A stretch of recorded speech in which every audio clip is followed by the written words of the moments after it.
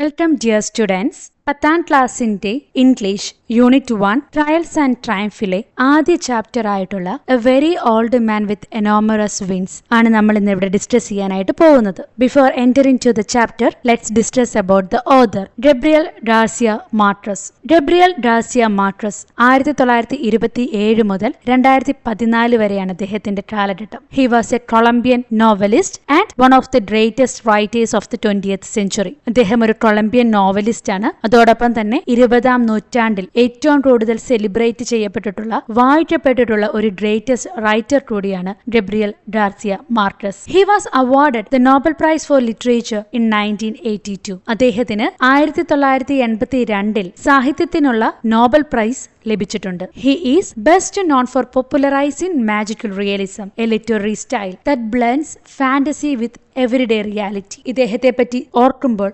മനസ്സിലേക്ക് ആദ്യം ഓടി വരുന്ന ഒരു ലിറ്റററി സ്റ്റൈലാണ് മാജിക്കൽ റിയലിസം. എന്താണ് മാജിക്കൽ റിയലിസം? മാജിക്കൽ റിയലിസം ഒരു ലിറ്റററി സ്റ്റൈലാണ്, ഒരു സാഹിത്യ ശൈലിയാണ്, ഒരു എഴുത്ത് രീതിയാണ്. അത് എന്ത് ചെയ്യുന്നു? ദാറ്റ് ബ്ലെൻഡ്സ്, അത് ബ്ലെൻഡ് ചെയ്യുന്നു, അല്ലെങ്കിൽ മിക്സ് ചെയ്യുന്നു, അല്ലെങ്കിൽ കൂട്ടിക്കലർത്തുന്നു. എന്തിനെ? ഫാന്റസീസിനെ, അത്ഭുതങ്ങളെ. എന്തുമായിട്ട്? എവരിഡേ റിയാലിറ്റിയുമായി, അല്ലെങ്കിൽ ഓർഡിനറി സെറ്റിങ്ങുമായി. അതിനെയാണ് നമ്മൾ മാജിക്കൽ റിയലിസം എന്ന് പറയുന്നത്. ഒരു ഓർഡിനറി സെറ്റിങ്ങിൽ, ഒരു എവരിഡേ ലൈഫ് സെറ്റിങ്ങിൽ ഒരു മാജിക്കൽ ഇവന്റ് നടക്കുമ്പോൾ ആ കഥയിലെ കഥാപാത്രങ്ങൾ, ആ കഥയിലെ ക്യാരക്ടേഴ്സ് ആ ഫാന്റസി എലമെന്റിനെ നോർമൽ ആയിട്ട് കാണുന്നു, അല്ലെങ്കിൽ പാസീവ് ആയിട്ട് കൺസിഡർ ചെയ്യുന്നു. അതിനെയാണ് നമ്മൾ മാജിക്കൽ റിയലിസം എന്ന് പറയുന്നത്. And Gabriel Garcia Marquez is best known for popularizing magical realism. His notable works are Love in the Time of Cholera, #1 Writers to the Colonies, and 100 Years of Solitude. He is one of the best known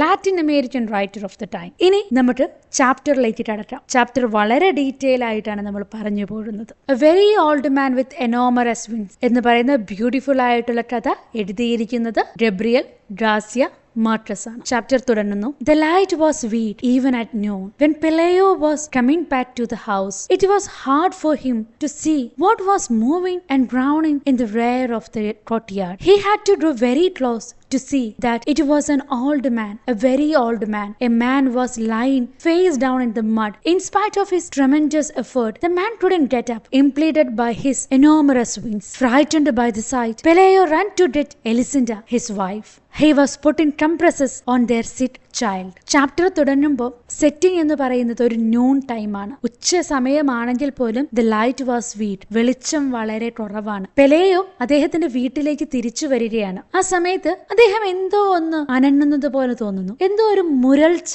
അദ്ദേഹത്തിന്റെ കോട്ടിയാടിന്റെ പുറകുവശത്ത് നിന്ന് കേൾക്കുന്നു. ആ സമയത്ത് അദ്ദേഹം അതിനോട് വളരെ close ആയിട്ട് ചെന്ന് നോക്കുകയാണ്. അപ്പൊ അദ്ദേഹം ഒരു പ്രായം ചെന്ന മനുഷ്യൻ, വളരെ പ്രായം ചെന്ന ഒരു മനുഷ്യൻ അദ്ദേഹത്തിന്റെ കോട്ടിയാടിന്റെ പുറകിൽ കിടക്കുന്നത് കാണുന്നു. ആ മനുഷ്യൻ എങ്ങനെയാണ് കിടക്കുന്നത്? അദ്ദേഹത്തിന്റെ മുഖമെല്ലാം മഡില് പതിച്ച രീതിയിലാണ് കിടക്കുന്നത്. അദ്ദേഹം കഠിനമായി പ്രയത്നിക്കുന്നുണ്ട് ആ മണ്ണിൽ നിന്നൊന്ന് എഴുന്നേറ്റ് പോരാനായിട്ട്. പക്ഷെ എന്ത് ചെയ്യുന്നില്ല? പക്ഷെ അദ്ദേഹത്തിനത് സാധിക്കുന്നില്ല. എന്തുകൊണ്ടാണ് അത് സാധിക്കാത്തത്? അദ്ദേഹത്തിന്റെ പിറകിലുള്ള ആ ഇനോമറസ് ആയിട്ടുള്ള വിങ്സ്, ആ വലിയ ചിറകുകളുടെ ഭാരം കാരണം അദ്ദേഹത്തിന് എഴുന്നേൽക്കാനായിട്ട് സാധിക്കുന്നില്ല. ഇത് കണ്ട് പേടിച്ച നമ്മുടെ പിള്ളയോ ഓടുകയാണ്. എന്നോടാണ് ഓടുന്നത്? എലിസെന്റയുടെ അടുത്തേക്ക്. എലിസെന്റ് അദ്ദേഹത്തിന്റെ ഭാര്യയാണ്. അവരുടെ അസുരബാധിതയായി കിടക്കുന്ന കുട്ടിയെ പരിചരിച്ചുകൊണ്ടിരിക്കുന്ന എലിസെന്റയുടെ അടുത്തേക്ക് പിള്ളയോ ഓടുകയാണ്. ആ സമയത്ത് എലിസെന്റ അവരുടെ രോഗബാധിതയായി കിടക്കുന്ന കുട്ടിയിൽ കംപ്രസസ് വെച്ചുകൊണ്ടിരിക്കുകയാണ്. കംപ്രസസ് എന്ന് പറഞ്ഞാൽ എന്താണ്? ഒരു ക്ലോത്ത് ആണ്. That heels pain. പെയിൻ മാറുന്നതിന് വേണ്ടി നമ്മൾ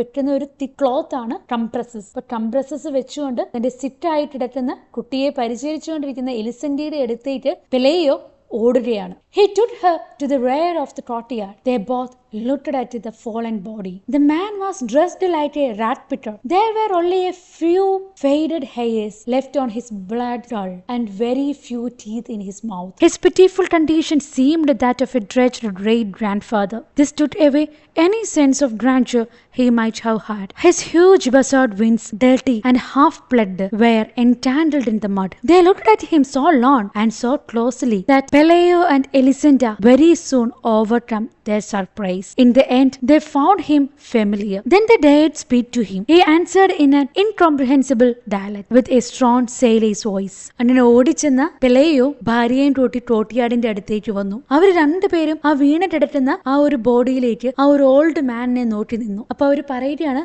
അദ്ദേഹം ഡ്രസ്സ് ചെയ്തിരിക്കുന്നത് ഒരു റാറ്റ് പിറ്ററിനെ പോലെയാണ്. എന്താണ് റാറ്റ് പിറ്റർ എന്ന് വെച്ച് ഉദ്ദേശിക്കുന്നത്? റാറ്റ് പിറ്റർ എന്ന് പറഞ്ഞാൽ a person who collect and sell old cloth or fabric. പഴയ വസ്ത്രങ്ങൾ അല്ലെങ്കിൽ ഫാബ്രിക്സിനെ കളക്ട് ചെയ്യുകയും സെല് ചെയ്യുന്നതായിട്ടുള്ള ആളെയാണ് നമ്മൾ റാറ്റ് പിറ്റർ എന്ന് പറയുന്നത്. അപ്പോൾ ഇവർ രണ്ടുപേരും വിചാരിക്കുകയാണ് ഇദ്ദേഹം ഒരു റാറ്റ് പിറ്റർ ആയിരിക്കാം. അദ്ദേഹത്തിന്റെ തലയിൽ കുറച്ച് ഫെയ്ഡഡ് ആയിട്ടുള്ള ഹെയേഴ്സ് ഉണ്ട്. ആ തലയോട്ടിയിൽ ആടെ കുറച്ച് മുടികളേ ഉള്ളൂ. അതുപോലെ തന്നെ അദ്ദേഹത്തിന് വളരെ കുറച്ച് പല്ലുകൾ അദ്ദേഹത്തിന്റെ വായിലുണ്ട്. അദ്ദേഹത്തിന്റെ കണ്ടീഷൻ എന്ന് പറയുന്നത് വളരെ പിറ്റിഫുൾ ആണ്. വളരെ പിറ്റിഫുൾ ആയിട്ടുള്ള കണ്ടീഷനിലാണ് അദ്ദേഹം ഉള്ളത്. അദ്ദേഹത്തിൻ്റെ കണ്ടീഷൻ കണ്ടു കഴിഞ്ഞാൽ ഒരു നനഞ്ഞു തുഴഞ്ഞ ഒരു ഗ്രാൻഡ് ഫാദറിനെ പോലെ തോന്നും. അദ്ദേഹത്തിന് പണ്ടുണ്ടായിരുന്ന ഒരു ഇംപ്രസീവായിട്ടുള്ള ഒരു അപ്പിയറൻസ് അല്ലെങ്കിൽ സ്റ്റൈലൊന്നും ഇപ്പോഴില്ല. ഇപ്പോൾ അദ്ദേഹത്തിൻ്റെ കണ്ടീഷൻ വളരെ പിറ്റിഫുള്ളാണ്, വളരെ പതറ്റിക്കാണ്, വളരെ നനഞ്ഞു തുഴഞ്ഞ ഒരു ഗ്രേറ്റ് ഗ്രാൻഡ് ഫാദർ. പണ്ട് അദ്ദേഹത്തിന് ഉണ്ടായിരുന്നിരിക്കാം ഒരു നല്ല കണ്ടീഷൻ, ഒരു ഇംപ്രസീവ് ആയിട്ടുള്ള ഒരു അപ്പിയറൻസ് ഒക്കെ ഉണ്ടായിരുന്നിരിക്കാം. പക്ഷെ ഇപ്പോൾ അതൊന്നുമില്ല. അതുപോലെ തന്നെ അദ്ദേഹത്തിന്റെ പുറകിലായിട്ടൊരു വലിയ ചിറക് നമുക്ക് കാണാൻ പറ്റും. ഒരു ഹ്യൂജ് ആയിട്ടുള്ള വിന്ന് കാണാൻ പറ്റും. ആ വിൻസ് എന്ന് പറയുന്നത് എങ്ങനെയാണ്? വളരെ ഡേർട്ടിയാണ്. അതുപോലെ തന്നെ ഹാഫ് ബ്ലഡഡ് ആണ്. അതായത് അതിന്റെ ചില തൂവലുകളൊക്കെ പൊഴിഞ്ഞിട്ടുണ്ട്, ചിലതൊക്കെ ആരോ പിച്ചി പറിച്ചതുപോലെയുണ്ട്.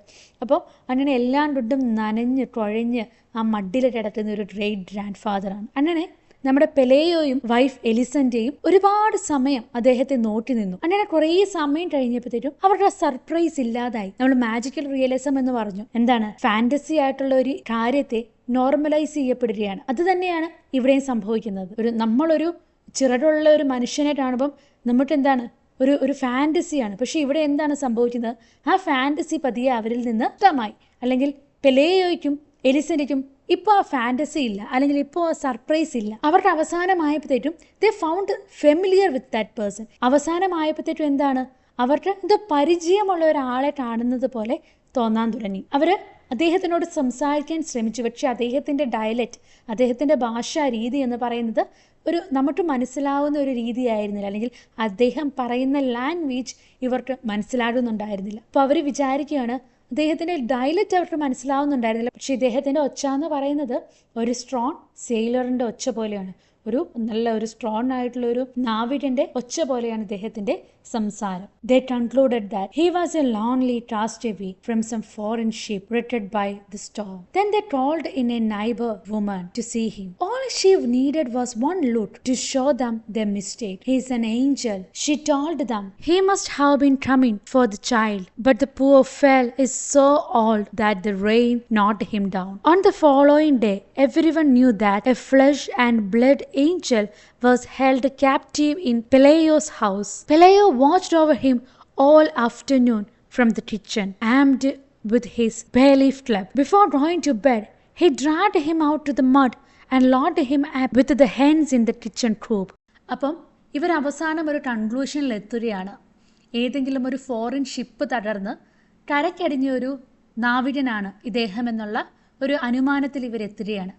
അപ്പോൾ ഇവരെന്ത് ചെയ്തു? അവരുടെ തൊട്ടടുത്തുള്ള ഒരു നൈബർഹുഡിലുള്ള ഒരു സ്ത്രീയെ വിളിക്കുകയാണ് ഇദ്ദേഹത്തെ കാണാൻ വേണ്ടി. ആ സ്ത്രീ വന്ന് ഒറ്റ നോട്ടത്തിൽ തന്നെ ഇവരുടെ മിസ്റ്റേക്ക് ചൂണ്ടിക്കാണിച്ചു. ഇതൊരിക്കലും ഒരു സെയിലിയർ അല്ല, മറിച്ച് ഇതൊരു ഏഞ്ചലാണ്. നിങ്ങളുടെ രോഗബാധിതയായി കിടക്കുന്ന കുഞ്ഞിനെ രക്ഷിക്കുന്നതിന് വേണ്ടി വന്ന ഏഞ്ചലാണ് ഇത് എന്ന് ആ നൈബർഹുഡിൽ നിന്ന് വന്ന സ്ത്രീ ഇവരോട് പറയുകയാണ്. പക്ഷെ എന്താണ്, ഈ ഏഞ്ചലിന് ഒരുപാട് പ്രായമായതുകൊണ്ട് ആ കാറ്റത്തും മഴയത്തും അത് പാവം വീണുപോയതാണ് എന്നിട്ടോട് ഈ സ്ത്രീ പറയുന്നു. അടുത്ത ദിവസങ്ങളായപ്പോഴത്തേക്കും എന്താണ് സംഭവിച്ചത്? ആ നാട്ടിലുള്ള മൊത്തത്തിൽ എല്ലാവരുടെ അടുത്ത് അറിയപ്പെട്ടു ഒരു ഫ്ലഷും ബോഡി, മജ്ജയും മാംസവുമുള്ള ഒരു ഏഞ്ചല് പെലേയോയുടെ വീട്ടിലുണ്ട് എന്നുള്ള കാര്യം നാട് മൊത്തം പരന്നു. പെലേയോ ആണെങ്കിൽ ഈ ഏഞ്ചലിനെ കണ്ടപ്പോൾ മുതൽ തന്റെ കിച്ചണിലിരുന്ന് ഇദ്ദേഹത്തിനെ ഒബ്സർവ് ചെയ്തുകൊണ്ടിരിക്കുകയായിരുന്നു. അവസാനം ബേലിഫ് ക്ലബ് എന്ന് പറഞ്ഞാൽ ബെലിഫ് എന്ന് പറയുന്നത് നമ്മുടെ പെലേയോയുടെ ജോലിയെ ഇൻഡയറക്ട്ലി സൂചിപ്പിക്കുകയാണ്. ക്ലബ് എന്ന് പറഞ്ഞാൽ ഒരു സ്റ്റിക്കിനെ, ഒരു വടീനെയാണ് സൂചിപ്പിക്കുന്നത്. ബെലിഫ് ക്ലബ് എന്ന് പറഞ്ഞാൽ, ബെലിഫ് എന്ന് പറയുന്നത്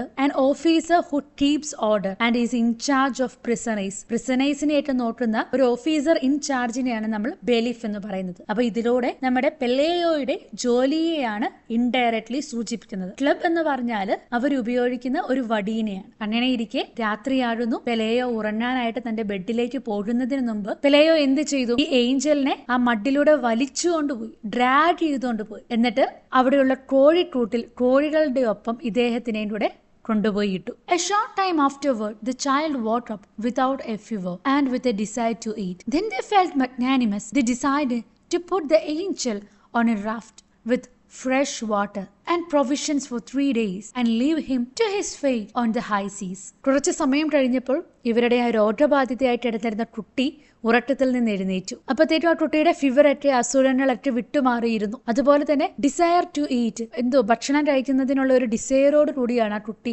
എഴുന്നേറ്റു വരുന്നത്. ഇതെല്ലാം കണ്ടു കഴിഞ്ഞപ്പോഴത്തേക്കും ഇവർക്ക് ഈ ഏഞ്ചലിനോട് ഒരു അനുകമ്പ ഉണ്ടാവുകയാണ്. അപ്പൊ അവർ തീരുമാനിക്കുകയാണ് ഈ ഏഞ്ചലിന് വേണ്ടി ഒരു ചെന്നാടം ഉണ്ടാക്കി അതിൽ ആവശ്യമുള്ള ഫ്രഷ് വാട്ടറും ഫുഡും ഒക്കെ, ഒരു 3 ദിവസത്തേക്ക് വേണ്ടിയുള്ള ഭക്ഷണവും ഫ്രഷ് വാട്ടറൊക്കെ കൊടുത്ത് നമുക്ക് ഈ ഏഞ്ചലിനെ പറഞ്ഞു വിടാം, ആ കടലിലേക്ക് പറഞ്ഞു വിടാം എന്ന് ഇവർ തീരുമാനിക്കുകയാണ്. But when they went out into the courtyard at the first light of the dawn, they found the whole neighborhood in front of their chicken coop, having fun with the angel. The visitors were tossing him things to eat through the opening of the coop.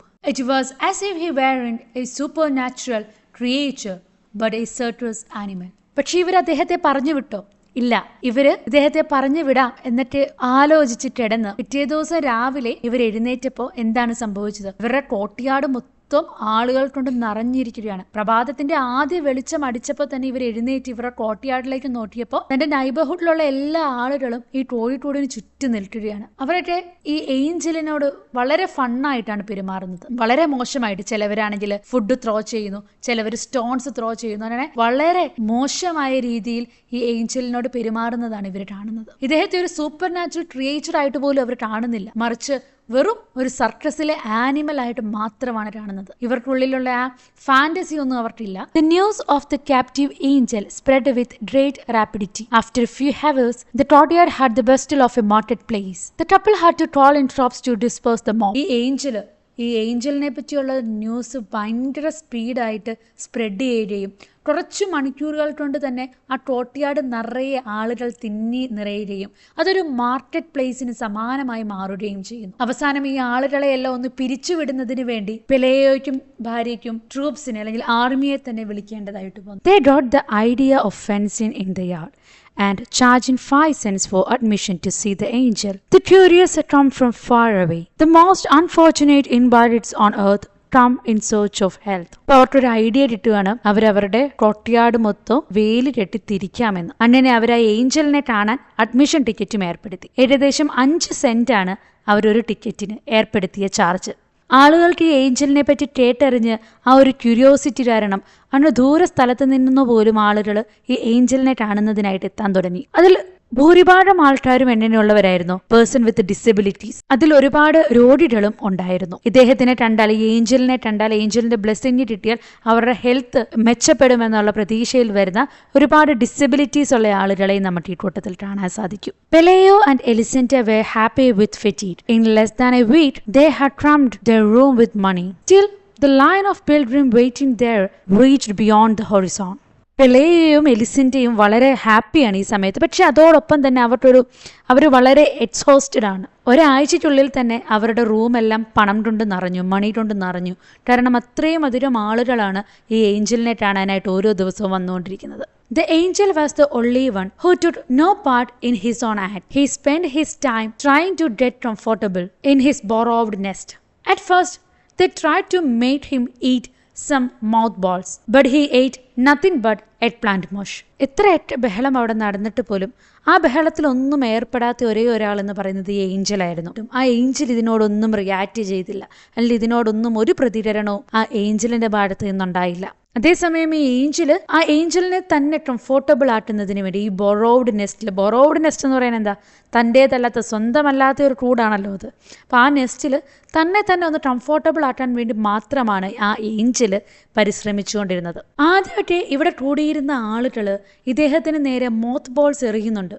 ഇദ്ദേഹത്തെ കൊണ്ട് അത് കഴിപ്പിക്കാനായിട്ട് നോക്കുന്നുണ്ട്. Moth balls എന്ന് പറഞ്ഞാൽ എന്താണ്, നമ്മൾ തുണികളൊക്കെ അലമാരിയിലൊക്കെ വെട്ടുമ്പോൾ അതിൽ ഈ പെസ്റ്റ് ഒന്നും വരാതിരിക്കുന്നതിന് വേണ്ടി ഇട്ട് കൊടുക്കുന്ന ചെറിയ ബോൾസിനെയാണ് നമ്മൾ ഈ മോത്ത് ബോൾസ് എന്ന് ഉദ്ദേശിക്കുന്നത്. അതായത് ഈ പെസ്റ്റിനെയായിട്ട് കൺട്രോൾ ചെയ്യാൻ വേണ്ടി നമ്മൾ ഉപയോഗിക്കുന്ന മോത്ത് ബോൾസ് അത് കഴിപ്പിക്കാനായിട്ട് ശ്രമിക്കുന്നുണ്ട്. പക്ഷെ അദ്ദേഹം അതൊന്നും കഴിക്കുന്നില്ല. മറിച്ച് അവരെ എറിഞ്ഞു കൊടുക്കുന്നതിൽ നിന്ന് ആരെ കഴിച്ചത് എന്ന് പറയുന്നത് എഗ് പ്ലാന്റ് മൊഷാണ്. എഗ് പ്ലാന്റ് എന്ന് പറഞ്ഞാൽ നമ്മൾ വഴുതനങ്ങ വെച്ചുണ്ടാക്കിയ ഒരു വളരെ സോഫ്റ്റ് ആയിട്ട് കുക്ക് ചെയ്ത അല്ലെങ്കിൽ ഒരു ബ്ലെൻഡ് ചെയ്ത ഒരു സ്മൂത്ത് ടെക്സ്ചറിലുള്ള വഴുതനങ്ങയുടെ ഒരു ഡിഷിനെയാണ് എഗ് പ്ലാന്റ് മൊഷ് എന്ന് പറയുന്നത്. അത് മാത്രമാണ് അദ്ദേഹം അതിൽ നിന്ന് കുറച്ചെങ്കിലും കഴിച്ചിട്ടുള്ളൂ. His only supernatural virtue seems to be patience. He was quite patient when the hens pecked at him, searching for the parasites in his wings. He was patient again when the trimple pulled out his feathers to touch their limbs with. He remained patient when even the most merciful threw stone at him. After all, they were only trying to get him to rise so that they would see him standing. ഇദ്ദേഹത്തെ നമ്മൾ കാണുമ്പോൾ ഇദ്ദേഹത്തിൻ്റെ ഒരേ ഒരു super natural virtue ആയിട്ട് നമുക്ക് feel ചെയ്യുന്നത് ഇദ്ദേഹത്തിൻ്റെ ആ പേഷ്യൻസ് ആണ്. ആ ഒരു ക്ഷമ അല്ലെങ്കിൽ ആ ഒരു പേഷ്യൻസ് മാത്രമാണ് ഇദ്ദേഹത്തിൻ്റെ ഒരു സൂപ്പർ നാച്ചുറൽ വെർച്യൂ ആയിട്ട് നമുക്ക് തോന്നുന്നത്. അവിടെ എന്തൊക്കെ നടന്നാലും ഇദ്ദേഹം എപ്പോഴും വളരെ ക്വയറ്റായിട്ട് വളരെ പേഷ്യൻ്റായിട്ടാണ് ബിഹേവ് ചെയ്യുന്നത്. ഈവൻ ആ കോഴിക്കോട്ടിലെ കോഴികൾ വന്ന് ഇദ്ദേഹത്തിൻ്റെ ആ ലോങ് വിങ്സിൽ നിന്ന് അതിലെ പാരസൈറ്റ്സിനെ കൊത്തിയെടുക്കുമ്പോൾ പോലും ഇദ്ദേഹം യാതൊരുവിധ ബഹളവും ഉണ്ടാക്കുന്നില്ല, യാതൊരുവിധ ഒച്ചയും ഉണ്ടാക്കുന്നില്ല. അതുപോലെ തന്നെ ഈ ഡിസേബിൾ ആയിട്ടുള്ള ആളുകൾ ഇദ്ദേഹത്തിൻ്റെ ചിറകുകൾ പറിച്ചെടുക്കുന്നുണ്ട്. എന്നിട്ട് അവരുടെ കൈകളിലും ഡിസേബിൾ ആയിട്ടുള്ള കൈയിലും കാലിലൊക്കെ തടവുന്നതിന് വേണ്ടി അങ്ങനെ അവർക്ക് റിലീഫ് കിട്ടും എന്നുള്ള പ്രതീക്ഷയിൽ അവർ ഇദ്ദേഹത്തിന്റെ ചിറകുകളിൽ നിന്ന് ഫെതേഴ്സൊക്കെ പറിച്ചെടുക്കുമ്പോഴും ഇദ്ദേഹം ആ പേഷ്യൻസ് അതെപ്പോഴും നിലനിർത്തുന്നുണ്ട്. അതുപോലെ തന്നെ ഇവിടെ പറയുന്ന മറ്റൊരു കാര്യമാണ്, ഏറ്റവും മേഴ്സിഫുൾ ആയിട്ടുള്ള ഒരാള് സ്റ്റോൺ എറിയുമ്പോൾ പോലും അദ്ദേഹം എന്താണ് ആ ഒരു പേഷ്യൻസ് നിലനിർത്തുന്നു. ആളുകൾ ഇതെല്ലാം ചെയ്യുന്നത് എന്തിനാണ്? ഈ ട്രൗഡ് ഈ ചുറ്റും കൂടിയിരിക്കുന്ന ആളുകൾ പല രീതിയിൽ ഇദ്ദേഹത്തെ ഉപദ്രവിക്കുന്നുണ്ട്, പല കാര്യങ്ങൾ ചെയ്യുന്നുണ്ട്. എന്തിനു വേണ്ടിയാണ്? ഈ ട്രൗഡ് കാണാൻ ആഗ്രഹിക്കുന്ന അല്ലെങ്കിൽ അവർ വിറ്റ്നസ് ചെയ്യാൻ ആഗ്രഹിക്കുന്നതെന്ന് പറഞ്ഞാൽ എന്തെങ്കിലും ഒരു മാജിക്കലായിട്ട് സംഭവിക്കുക. അതുകൊണ്ട് അവർ ആ ഒരു മാജിക്കലായിട്ട് എന്തെങ്കിലും സംഭവിക്കുന്നത് കാണാൻ വേണ്ടിയാണ് ഇദ്ദേഹത്തിന് ഇങ്ങനെ മിസ്ട്രീറ്റ് ചെയ്തുകൊണ്ടേയിരിക്കുന്നത്. അവരിങ്ങനെ പല രീതിയിൽ ഇദ്ദേഹത്തിനെ മിസ്ട്രീറ്റ് ചെയ്യുമ്പോൾ ഇദ്ദേഹം ചിലപ്പോൾ ഒന്ന് പറക്കുന്നത് കാണാം, അല്ലെങ്കിൽ ഇദ്ദേഹം എന്തെങ്കിലും ഡിവൈൻ ആയിട്ടുള്ള എന്തെങ്കിലും ചെയ്യുന്നത് കാണാം. അങ്ങനെയുള്ള പ്രതീക്ഷയിലാണ് ഈ ആളുകൾ ചുറ്റും കൂടി നിന്ന് ഇദ്ദേഹത്തെ ഇങ്ങനെ ഉപദ്രവിച്ചുകൊണ്ടിരിക്കുന്നത്. It so happened that during these days there arrived in the town a traveling show. The main attraction was a woman who had been changed into a spider by the burst of thunder and lightning. The admission fee to see her was less than the fee to see the angel. So the people fought to see her. They were also permitted to ask her all manners of questions about her absurd state. ഈ സമയത്താണ് ഈ നാട്ടിൽ ഒരു travelling show വരുന്നത്. ഈ travelling ഷോയിലെ ഒരു പ്രധാന ആകർഷണം എന്ന് പറയുന്നത് ഒരു സ്പൈഡർ വുമൺ ആയിരുന്നു. പെട്ടെന്നുണ്ടായ ഒരു തണ്ടറിങ്ങിലും ലൈറ്റിനിങ്ങിലും ഇടിമിന്നലിലൊക്കെ ഒരു സ്പൈഡറായി മാറിയ ഒരു വുമൺ. ഈ വുമണിനെ കാണാനുള്ള അഡ്മിഷൻ ഫീസ് എന്ന് പറയുന്നത് നമ്മുടെ ഏഞ്ചലിനെ കാണാനുള്ള അഡ്മിഷൻ ഫീസിനേക്കാളും വളരെ ചെറിയൊരു എമൗണ്ട് ആയിരുന്നു. അതുകൊണ്ട് തന്നെ ആളുകളുടെ അങ്ങോട്ടുള്ള ഒഴുക്ക് കൂടി നമ്മുടെ ഏഞ്ചലിനെ കാണാനുള്ള ആളുകളുടെ എണ്ണം കുറയാനും തുടങ്ങി. അത് മാത്രമല്ല, ഈ സ്പൈഡറിനോട് നമുക്ക് ചോദ്യങ്ങൾ ചോദിക്കാനും പറ്റും. ആ സ്പൈഡറിന് ഈ അവസ്ഥ എങ്ങനെയാണ് ഉണ്ടായത്, ആ വുമൺ എങ്ങനെയാണ് ഈ ഒരു സ്പൈഡറായി മാറിയത് എന്നുള്ള രീതിയിലുള്ള ചോദ്യങ്ങൾ ചോദിക്കാനായിട്ട് ആളുകൾക്ക് കഴിയും. അപ്പൊ ആളുകൾക്ക് അവരോടുള്ള ഒരു ഇൻട്രസ്റ്റ് കൂടുന്നു, താല്പര്യം കൂടുന്നു. ഏഞ്ചലിനെ പതിയെ ആളുകൾ മറക്കുന്നു. ഈ സ്പൈഡറിനെ കാണാനുള്ള ആളുകളുടെ തിരക്ക് കൂടുന്നു. The owners of the house had no reason to lament. With the money they saved, they built a 2-story mansion with balcony and garden. It also had high netting so that crab couldn't get in during the winter, and iron bars on the window so that angel couldn't get in. പക്ഷെ ഇങ്ങനെയായിട്ട് സംഭവിക്കുമ്പോഴും പെലേയോയ്ക്കും എലിസന്റയ്ക്കും അത്ര വലിയ വിഷമമൊന്നും തോന്നിയില്ല. കാരണം അവർക്ക് ആവശ്യമുള്ള എത്രയും പണം അവർ സമ്പാദിച്ചു കഴിഞ്ഞിരുന്നു. ഒരു 2 നിലയുള്ള വലിയൊരു ബാൽക്കണിയും ഗാർഡനും ഒക്കെയുള്ള ഒരു കൊട്ടാരം പോലത്തെ ഒരു വീട് അവർ അവരുണ്ടാക്കി. ആ വീടിന് ചില പ്രത്യേകതകളുണ്ട്. ആ വീടിന് ചുറ്റും എന്താണ്, നല്ല ഉയരത്തില് നെറ്റ് വെച്ച് മറച്ചിട്ടുണ്ട്. അതുകൊണ്ട് തന്നെ ഞണ്ടുകൾക്കോ ഒന്നും ഒരു വിന്റർ സീസണിൽ ഒന്നും ഇങ്ങോട്ട് കയറി വരാനായിട്ട് പറ്റില്ല. അതുപോലെ തന്നെ അയൺ ബാറുകൾ കൊണ്ട് അവരുടെ വിൻഡോ എല്ലാം മറച്ചിട്ടുണ്ട്. അതുകൊണ്ട് തന്നെ ഏഞ്ചൽസിനും ഇനി ഒന്നോട്ടും കയറി വരാനായിട്ട് സാധിക്കത്തില്ല. പുതിയൊരു ഏഞ്ചലിനോ ഒന്നും ഇങ്ങോട്ട് കയറി വരാനായിട്ട് സാധിക്കില്ല. അങ്ങനെ എല്ലാം അവർ ആ വീടിനെ മൊത്തത്തിൽ പ്രൊട്ടക്ട് ചെയ്ത് കവർ ചെയ്ത് വെച്ചിരിക്കുകയാണ്. അതുപോലെ തന്നെ അവർക്ക് ആവശ്യത്തിനുള്ള എത്ര പണവും എല്ലാമായി. അതുകൊണ്ട് ഇപ്പൊ നമ്മുടെ ഏഞ്ചലിനെ കാണാൻ ആരും വരുന്നില്ല എന്ന് പറയുമ്പോൾ അവർക്ക് അതിൽ വലിയ വിഷമോ അല്ലെങ്കിൽ അവരതിനെ ഓർത്ത് വിലപിക്കുകയോ ഒന്നും ചെയ്യുന്നില്ല. Pelayo also set up a rabbit warren and gave up his job as a bailiff for good. Elisenda bought some satin pumps with high heels and many dresses of iridescent silk. The chicken coop was the only thing that doesn't receive any attention. The dirt heap stench from the coop was turning the new house into an old one. At first, when the child learned to walk, they were careful that he did not get too close to the coop. But then they began to lose their fear and got used to the smell. Before the child got his second teeth, he had gone inside the chicken coop to play. As the waves were falling apart, they both come down with the chicken pots at the same time. ഇവിടെ പറയുന്നത് എന്താന്ന് വെച്ചാൽ, ഇതേ സമയത്ത് പെലയെ ഒരു rabbit warden start ചെയ്തിരുന്നു, setup ചെയ്തിരുന്നു. Rabbit warden എന്ന് പറഞ്ഞാൽ എന്താണ്, ഒരു പ്ലേസ് ആണ് ടു ബ്രീഡ് റാബിറ്റ്. ഇപ്പം റാബിറ്റ്സിനായിട്ട് ബ്രീഡ് ചെയ്യുന്ന ഒരു പ്ലേസിനെയാണ് നമ്മൾ റാബിറ്റ് വാർഡൻ എന്ന് പറയുന്നത്. അപ്പൊ ഇത് പെലയെ ഓൾറെഡി സെറ്റ് ചെയ്തിരുന്നു. അതുപോലെ തന്നെ പെലയോ തന്റെ ആ ബെലീഫ് എന്ന് പറയുന്ന ജോലി അത് വേണ്ടാന്ന് വെക്കുകയും ചെയ്തു. അത് മാത്രമല്ല, എലിസന്റെ ആണെങ്കിലോ ഇവിടെ നല്ല സാറ്റിൻ എന്ന് പറഞ്ഞാൽ വളരെ സോഫ്റ്റ് ആയിട്ടുള്ള, സ്മൂത്ത് ആയിട്ടുള്ള, ഷൈനിങ് ആയിട്ടുള്ള പംസ് എന്ന് പറഞ്ഞാൽ ഹീൽസിനെയാണ്. അത്ര നല്ല സ്റ്റാറ്റിൻ പംപ്സ് ഹീൽസ് ഒക്കെ ധരിച്ച്, അതുപോലെ തന്നെ നിറയെ ഡ്രസ്സുകളൊക്കെ വാങ്ങി നല്ല ബ്രൈറ്റ് ആൻഡ് ഷൈനിങ് ആയിട്ടുള്ള ഡ്രസ്സുകളൊക്കെ ധരിക്കാൻ തുടങ്ങിയിരിക്കുന്നു. ഇതൊക്കെ കാണിക്കുന്നത്, ഇതൊക്കെ സൂചിപ്പിക്കുന്നത് അവരുടെ ആ ഒരു സാമ്പത്തികമായിട്ടുണ്ടായ മെച്ചത്തെയാണ്. പക്ഷെ ഇത്രയൊക്കെ ഉണ്ടായിട്ട് പോലും ഒരു അറ്റൻഷനും കിട്ടാത്ത ഒരു സ്ഥലം എന്ന് പറയുന്നത് ആ കോഴിക്കോടായിരുന്നു. ആ കോഴിക്കോട് എന്ന് പറയുന്നത് എങ്ങനെയായിരുന്നു, ഭയങ്കര ബാഡ് സ്മെല്ലായിട്ട് വളരെ അഴുക്ക് നിറഞ്ഞതായിട്ട് കിടക്കുകയായിരുന്നു. ആ ഒരു പുതിയ വീടിനെ ഒരു പഴയ വീടാക്കി മാറ്റുന്നത് പോലും ആ ഒരു കോഴിക്കോട്ടിൽ നിന്ന് വരുന്ന ആ ബാഡ് സ്മെല്ലാണ്. അത്രയും പുതിയ വീടായിട്ട് പോലും ആ കോഴിക്കോട്ടിൽ നിന്ന് വരുന്ന ആ ഒരു മണമുണ്ടല്ലോ, അത് നമ്മുടെ പുതിയ വീടിന്റെ പുതുമയെല്ലാം ഇല്ലാതാക്കി അതേ ആ പഴയ വീട് പോലെ നമുക്ക് തോന്നി. ആദ്യം ഇവരുടെ കുട്ടി നടക്കാനൊക്കെ ആയിട്ട് പഠിച്ചപ്പോൾ ആ സമയത്ത് ഇവർ വളരെ കെയർഫുൾ ആയിരുന്നു. ഈ കുഞ്ഞ് ആ കോഴിക്കോട്ടിന്റെ അടുത്തേക്കൊന്നും പോകാതിരിക്കാൻ വേണ്ടി, അല്ലെങ്കിൽ ആ കോഴിക്കോട്ടിന്റെ അടുത്തേക്ക് എത്തിച്ചേരാതിരിക്കാൻ വേണ്ടി ഇവർ വളരെ കെയർഫുൾ ആയിരുന്നു. പക്ഷെ പിന്നീട് എന്ത് സംഭവിച്ചു, പതിയെ അവർക്ക് ആ പേടി നഷ്ടപ്പെട്ടു. അവർ അത്രമാത്രം ശ്രദ്ധിക്കാതായി. പതിയെ ആ കുട്ടിയുടെ രണ്ടാമത്തെ പല്ല് വരുന്നതിന് മുമ്പായിട്ട് എന്ത് ചെയ്തു, ഈ കുട്ടി ആ കോഴിക്കൂടിന്റെ ഉള്ളിലേക്ക് കളിക്കുന്നതിന് വേണ്ടി കയറി. എന്തുകൊണ്ടാണ്, അപ്പത്തേക്കും ആ കോഴിക്കൂടിന്റെ അവസ്ഥയേറ്റ വളരെ മോശമായി.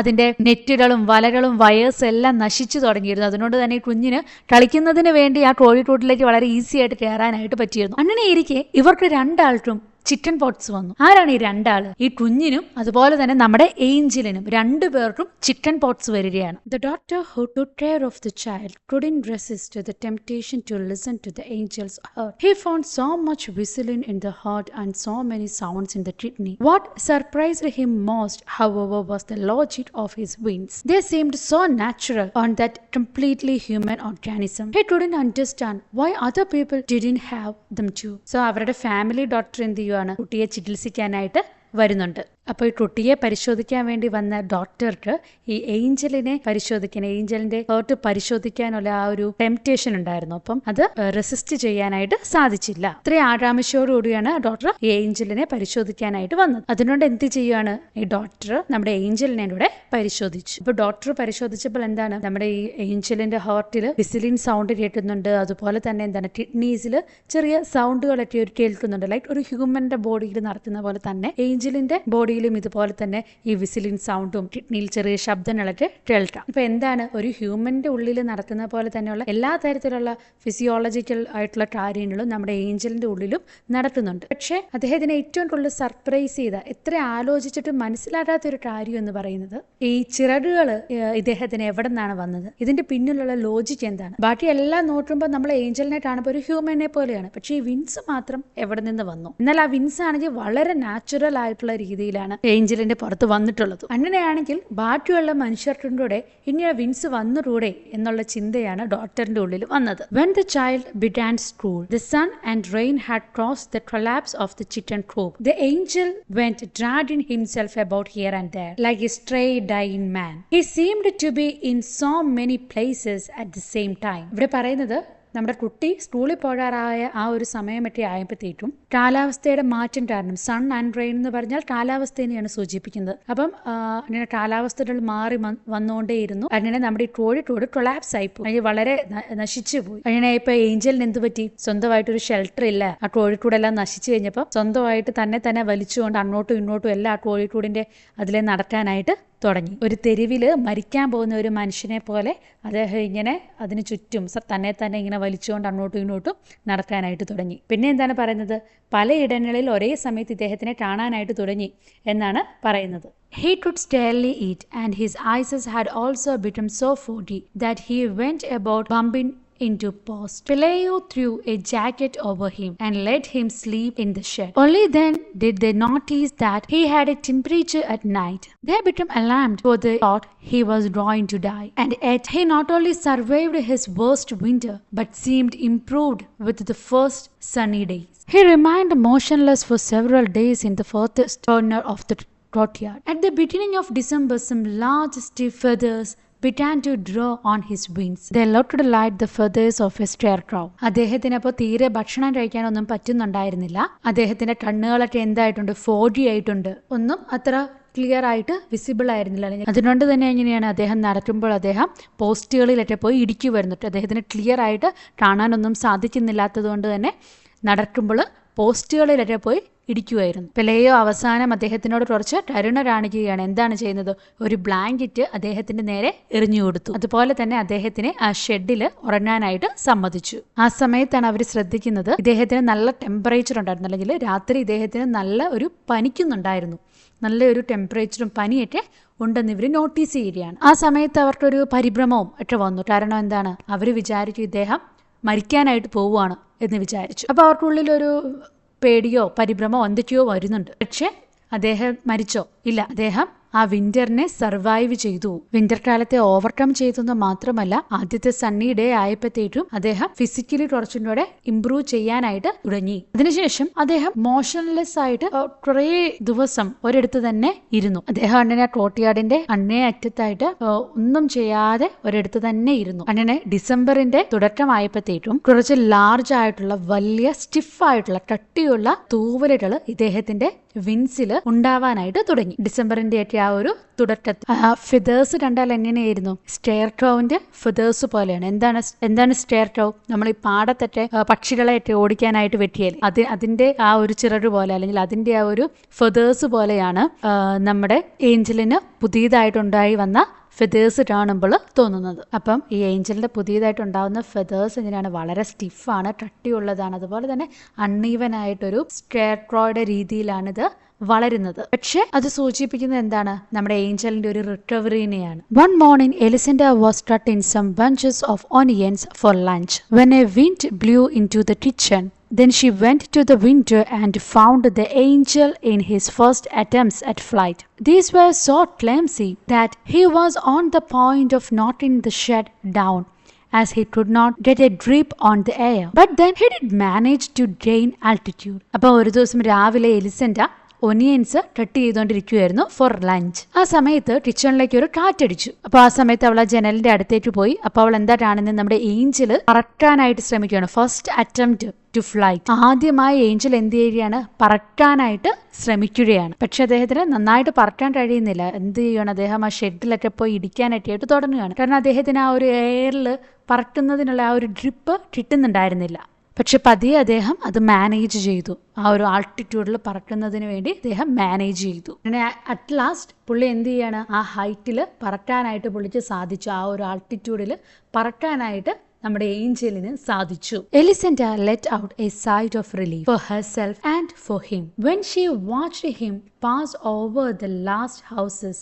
He was holding himself up in some way with the wristy flapping of a senile vulture. എലിസെൻഡയെ സംബന്ധിച്ചിടത്തോളം ഇതൊരു വലിയ ആശ്വാസമായിരുന്നു. എലിസെൻഡയ്ക്ക് അവൾക്ക് വേണ്ടി മാത്രമല്ല ആശ്വാസം, മറിച്ച് ഈ ഏഞ്ചലിനെ പറ്റി ഓർക്കുമ്പോഴും അവളുടെ ഒരു ആശ്വാസമാണ്. കാരണം എന്താണ്? അയാളും എങ്ങനെയും രക്ഷപ്പെട്ടു പോട്ടെ, ആ ഒരു ആശ്വാസമാണ് നമ്മുടെ എലിസെൻഡയിൽ കാണാനായിട്ട് പറ്റുന്നത്. അങ്ങനെ അവസാനത്തെ വീടിന്റെ മുകളിലൂടെയും നമ്മുടെ ഏഞ്ചൽ ഇങ്ങനെ പറന്നു പോകുന്നത് നമ്മുടെ എലിസെൻഡ നോക്കി ഇങ്ങനെ നിൽക്കുകയാണ്. അപ്പം നമ്മുടെ ഏഞ്ചല് അദ്ദേഹത്തെ തന്നെ എങ്ങനെയാണ് ഈ സ്റ്റൈൽ ഇങ്ങനെ പിടിച്ചു നിർത്തിക്കൊണ്ടിരിക്കുകയാണ്. അദ്ദേഹത്തിന്റെ ചിറകിട്ടടി എന്ന് പറയുന്നത് അത് അത്ര ഈസി അല്ല, അത് കുറച്ച് റിസ്കി ആണ്. എങ്കിൽ പോലും അദ്ദേഹം അതിനെ മാനേജ് ചെയ്തുകൊണ്ട് നിൽക്കുകയാണ്, അല്ലെങ്കിൽ മാനേജ് ചെയ്തുകൊണ്ട് പൊയ്ക്കൊണ്ടിരിക്കുകയാണ്. അതുപോലെ ഇവിടെ എന്താണ് ചെയ്യുന്നത്, നമ്മുടെ ഏഞ്ചലിന്റെ പറക്കലിനെ ഒരു സെനയൽ വൾച്ചറുമായിട്ടാണ് ഇവിടെ കമ്പയർ ചെയ്യുന്നത്. എന്താണ് സെനയൽ വൾച്ചർ എന്ന് പറഞ്ഞാൽ? വൾച്ചർ എന്ന് പറയുന്നത് കഴുകനെയാണ്. സെനയൽ എന്ന് പറയുന്നത് എന്താണ്, മറവിയുള്ള അല്ലെങ്കിൽ മെമ്മറി ലൂസ് ആയിട്ടുള്ള അല്ലെങ്കിൽ ആ ഒരു സെൻസ് ഇല്ലാത്ത, ദിശാബോധം ഒന്നും ഇല്ലാത്ത, അതിനെയാണ് നമ്മൾ സെനയൽ വൾച്ചർ എന്ന് പറയുന്നത്. അപ്പം സെനയൽ വൾച്ചറുമായിട്ടാണ് നമ്മുടെ ഓൾഡ് ഏഞ്ചലിനെ ഇവിടെ കമ്പയർ ചെയ്തിരിക്കുന്നത്. She kept watching him even when she was through cutting the onions. She kept on watching until it was no longer possible for her to see him. He was no longer an annoyance in her life, but an imaginary dot on the horizon of the sea. അവൾ ഈ onions cut ചെയ്തുകൊണ്ടിരിക്കുന്ന സമയത്തും അവൾ എന്ത് ചെയ്യാണ്, ഈ old മാനിനെ ഇങ്ങനെ വാച്ച് ചെയ്തുകൊണ്ടേ ഇരിക്കുകയാണ്. അയാളെ തീരെ കാണാൻ പറ്റാത്ത, അല്ലെങ്കിൽ നമ്മുടെ ഏഞ്ചലിനെ ഒട്ടും കാണാൻ പറ്റില്ലാത്ത അത്രയും അടലെ ചെല്ലുന്നവിടം വരെ എലിസന്റ് അദ്ദേഹത്തെ ഇങ്ങനെ നോക്കിക്കൊണ്ട് തന്നെ ഇരുന്നു. ഇനി അയാൾ എന്തല്ല, അവർക്കൊരു അനോയൻസ് അല്ല, അല്ലെങ്കിൽ ഒരു ബുദ്ധിമുട്ടോ ഒന്നും അല്ല. അവളുടെ ലൈഫിൽ ഇനി അയാളെ കൊണ്ട് ഒരു ബുദ്ധിമുട്ടോ ഒരു പ്രശ്നമോ ഒന്നും ഉണ്ടാവാനായിട്ട് പോകുന്നുമില്ല. പക്ഷെ എന്താണ്, ഒരു ഇമാജിനറി ഡോട്ട് മാത്രമാണ്. ആ കടലിന്റെ ഹൊറിസോണിലുള്ള, അല്ലെങ്കിൽ ആ കടലിന്റെ ചക്രവാളത്തിലുള്ള ഒരു ഇമാജിനറി ഡോട്ട് മാത്രമാണ് ഇനി ആ ഏഞ്ചൽ. അങ്ങനെ ആ ഒരു ഇമാജിനറി ഡോട്ടായിട്ട് ആ ഏഞ്ചല് ഡിസപ്പിയർ ചെയ്തു. ഇത്രയാണ് നമ്മുടെ ഈ സ്റ്റോറി. ഇതിന്റെ ബാക്കി ഡീറ്റെയിൽസ് നമ്മൾ വരും വീഡിയോകളിൽ അപ്ലോഡ് ചെയ്യുന്നതായിരിക്കും. Thank you.